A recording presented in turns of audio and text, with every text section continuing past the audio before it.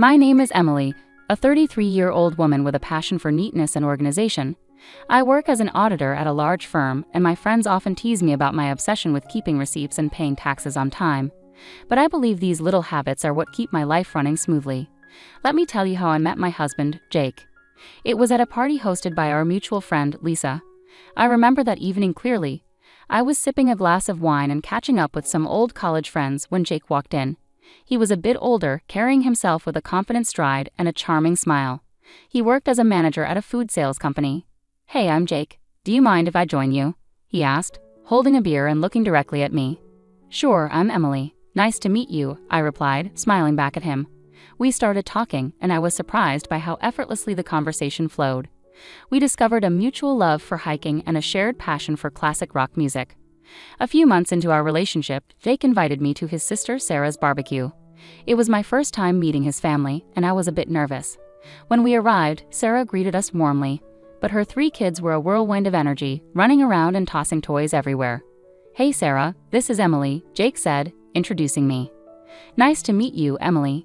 These are my little rascals, Mike, Tom, and Lily," Sarah said, barely holding on to Tom as he wriggled out of her grasp. "Nice to meet you all," I replied, trying to hide my unease. As the evening went on, the kids became wilder, climbing on furniture, throwing food, and yelling at the top of their lungs. I glanced at Jake, hoping he'd say something, but he just smiled and shrugged. "Aren't they just full of energy?" he said, chuckling. I forced a smile. "Yeah, they sure are." As our relationship progressed, Jake and I started discussing the future. He proposed to me during a hike on a beautiful hill overlooking the valley. It was simple and sweet, just the way I liked it. Our wedding was lovely, aside from one little hiccup: Sarah's kids. They were at it again, running around, making a mess, and being loud. Sarah didn't seem to care, and Jake found it amusing. "Look at them. They're having so much fun," Jake said, laughing as he watched them spill drinks and toss food around. "Yeah, but they're also making a huge mess," I replied, trying to keep my irritation in check. "Oh, come on, Em, they're just kids. Let them enjoy," he said, shrugging it off. I didn't want to spoil our special day by arguing, so I let it go, hoping things would improve once we settled into our new life together. After we got married, Jake and I decided to buy a house together. We had been living in a rented apartment, but we wanted a place to call our own. I was really excited about this new chapter in our lives. One evening after work, Jake and I sat down to discuss our finances and how we'd manage the expenses for our new home. "Emily, we need to figure out how we're going to split the costs," Jake said, leaning back on the couch. "Yeah, I've been thinking about that too," I replied. "I can handle the furniture, appliances, and some art pieces. What about you?" "Well, I was thinking I could buy you a new car. I know your old one is giving you trouble," Jake suggested. I was surprised and delighted. "Really? That would be amazing. My car is practically falling apart." "Yeah, I've seen it struggle. It's time you had something reliable," he said with a smile. We started house hunting right away. After a few weeks of searching, we found a beautiful house that we both loved. It was a bit pricey, but we decided it was worth it. Moving in was hectic, but I was excited about decorating our new home. I spent a lot of time selecting furniture and appliances, ensuring everything was high quality and stylish. One Saturday, Jake surprised me with a new car. It was a sleek, shiny sedan, and I was thrilled. "Jake, this is incredible. Thank you so much," I exclaimed, hugging him tightly. "You're welcome, Emily. You deserve it," he said, looking proud of himself. As we settled into our new home, everything seemed to be going well. We both enjoyed our jobs and loved coming back to our cozy house. But as time passed, little things started to bother me. Jake's laid-back attitude, which I once found charming, began to get on my nerves, especially when it came to household chores. "Jake, can you help me with the dishes tonight?" I asked one evening after dinner. "Em, I had a long day at work. Can't we just leave them for tomorrow?" he replied, giving me pleading eyes. "Jake, we can't keep putting things off. I'm tired too, but we need to keep this place clean," I insisted. "Fine, I'll do it," he said, sighing heavily as he got up from the couch. A few months into our marriage, I started worrying because I couldn't get pregnant. It was really stressing me out. I went to the doctor, and he told me to be patient, that it would happen when the time was right. Still, it was hard not to worry. Meanwhile, Jake's sister Sarah, with her 3 kids, was visiting a lot. Sarah lived in a neighboring state, but you'd think she lived next door with how often she was around. Every time she came over, she'd unload all her problems with her husband on me. It was nonstop. During dinner, while we were trying to relax, she'd be at it, talking about her issues. "Emily, you won't believe what John did this time," Sarah would start, rolling her eyes. Sarah, can we talk about something else for once? I'd ask, trying to steer the conversation away from her marital drama. Oh, come on, Emily, I need to vent. You're the only one who understands, she'd reply, not getting the hint at all. And her kids? They were a nightmare. As soon as they stepped into our house, it was like a circus. They'd run around, fight with each other, throw food, and just be loud. After a long week at work, all I wanted was some peace and quiet, but that was impossible with those kids around. Guys, can you calm down, please? I'd say, trying to keep my cool as they tore through the living room. Why are you always so uptight, Emily? Sarah would snap at me whenever I tried to get her kids to behave. They're making a mess, Sarah. I just cleaned the house, I'd respond, feeling my patience wearing thin. Well, maybe if you had your own kids, you'd understand, she shot back one day, her words hitting me like a punch in the gut. I was stunned by how insensitive she was, especially knowing how much I was struggling with getting pregnant. It felt like a slap in the face, and I couldn't believe Jake didn't say anything to defend me. Jake, are you going to let her talk to me like that? I asked, my voice shaking with anger and hurt. Emily, calm down. You're making a big deal out of nothing, he said, siding with her again. A big deal out of nothing? She just insulted me in my own home, I shouted, feeling the tears well up. I was so done. I couldn't keep living like this, constantly disrespected in my own home, with my husband always taking his sister's side. It was clear to me that something had to change, and soon. One Saturday, Sarah showed up with her 3 kids. She dumped them on me and said, Emily, I need a break from parenting. I'm going shopping. I couldn't help but chuckle when she said, parenting. The woman barely knew what that meant. Every time she's here, it's like a zoo.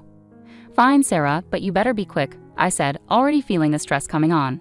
Thanks, Emily, you were a lifesaver, she chirped, grabbing her purse and bolting out the door before I could say anything else. Great, I thought, just what I needed. I was in the kitchen, trying to cook dinner. It's a long process and I like things done right, but with those kids running wild, it was impossible to focus. They were yelling, running around, and making a mess. Guys, can you keep it down? I shouted from the kitchen, hoping they'd listen for once. Of course they didn't. Suddenly I heard a loud crash. My heart sank. I ran into the living room, and there it was, my grandfather's antique Chinese vase, shattered on the floor. My chest tightened with anger and frustration. What the hell happened here? I screamed, looking at the kids who were now standing still with guilty expressions. We were just playing, one of them mumbled, not meeting my eyes. This vase is priceless. It's from my grandfather. Do you have any idea what you've done? I was livid, shaking with anger. Just then, Jake walked in, looking calm and clueless. What's going on? Emily, your nephews just broke my grandfather's vase. Look at this mess. I pointed at the shattered pieces on the floor. Calm down, Emily. It's just a vase. We can get it fixed, he said, shrugging like it was no big deal. Just a vase? This isn't about the vase, Jake. It's about respect. I'm tired of this. Every time Sarah comes over, our house turns into a disaster zone, and you don't care, I shouted, my voice cracking with frustration. Just then, Sarah walked in, bags in hand, looking annoyed. What's all this yelling about? Your kids broke my grandfather's vase, Sarah. Look at this mess. I pointed at the floor, trying to hold back my tears. Well, maybe you should have kept a better eye on them, Emily, she said, not even bothering to apologize. Are you kidding me? They're your kids, Sarah. I shouldn't have to watch them. I was furious, my hands shaking with anger. Jake just shook his head, looking annoyed. You're overreacting, Emily. Just drop it. Overreacting? I've had enough of this. I'm tired of being treated like I don't matter in my own home, I screamed, the tears finally spilling over. Jake just stood there, silent and cold, while Sarah smirked like she had won some sort of victory. I couldn't take it anymore. I stormed out of the room, feeling a mix of anger, hurt, and betrayal. We'd been dealing with Sarah and her kids' chaotic visits for months, but I had no idea what was coming next. One morning, Jake was sitting at the kitchen table, munching on his toast when he casually dropped a bombshell on me. Emily, I need to tell you something. Sarah's getting divorced, and she's moving in with us with the kids for a few months. He said like he was just telling me the weather. I almost dropped my coffee. What? Are you serious? Our house is already a madhouse when they visit for a day. How are we supposed to handle them living here for months? She's my sister, Emily. She needs our help. You need to be more understanding, he said, looking at me like I was the one being unreasonable. Understanding? I've been more than understanding, Jake, but this is too much. Why can't we rent a place for her nearby? I'll even pay for the first month's rent, I suggested, trying to keep my cool. No, she'll be better off here. Plus, you can help with the kids and keep things clean, he said like it was the most obvious thing in the world. I'm not a babysitter, Jake. I work too and I need to relax when I get home, I said, my frustration boiling over. Stop being so selfish, Emily. It's family. They need us, he said, his tone getting sharper. I'm not being selfish, Jake. I'm just asking for a reasonable solution. I'm not going to let my life be turned upside down, I said, feeling my anger bubbling up. Well, they're coming tomorrow evening, so you better get used to the idea, he said, standing up and heading out of the kitchen. I couldn't believe it. I felt completely blindsided and betrayed. The next morning, I woke up early, still fuming from our argument. I got dressed for work and went to grab my car keys, but they were nowhere to be found. When I called Jake, he picked up the phone, sounding way too calm for my liking. I took the car. It's mine, remember? I'm giving it to Sarah so she can use it for the kids. I was stunned into silence for a moment. You're giving my car to Sarah? Are you serious right now? It's not your car, Emily. I paid for it, and she needs it more than you do, he said, his tone matter of fact. That's the last straw, Jake. You've taken everything from me, and I'm done, I said, my voice shaking with anger. What are you talking about? Don't be dramatic, Emily, he said, clearly not getting it. I stood there in the hallway, holding my phone, unable to believe what was happening. It felt like a nightmare I couldn't wake up from. How had things gotten so bad? I picked up the phone and called a moving company. Hi, I need a team to move some furniture and appliances today. It's urgent. The movers arrived a couple of hours later. I showed them around the house, pointing out the items to be moved. Take everything. The beds, sofas, chandeliers, even the faucets in the bathroom. The movers got to work, and soon the house started to look empty. I felt a strange sense of relief watching them carry out each piece of furniture. As the last item was loaded onto the truck, I directed them to my mom's house. Everything goes there. Thanks for the quick work, guys, I said, handing them a tip. With the house now bare, I grabbed my essentials and headed to my mom's place. A few hours later, my phone started buzzing. It was Jake calling repeatedly. I ignored the calls, feeling a mixture of anxiety and empowerment. That evening, there was a loud knock on my mom's door. I opened it to find Jake standing there, looking furious. What the hell, Emily? What did you do? He shouted as he stormed into the living room. I took my stuff, Jake. You took the car, so I took what I bought, I said, keeping my voice calm. This is insane. You stripped the house bare. Where are Sarah and the kids supposed to sleep? He yelled, his face red with anger. That's your problem, Jake. You made this mess, now you deal with it, I replied, crossing my arms. You're a thief, Emily. You stole everything. He shouted, waving his arms around. I didn't steal anything. Here are the receipts, I said, pulling out a folder and showing him the proof of purchase for all the furniture and appliances. He looked through the receipts, his anger shifting to frustration. Fine, Emily, if this is how you want to play it. I'll file for divorce, Jake said.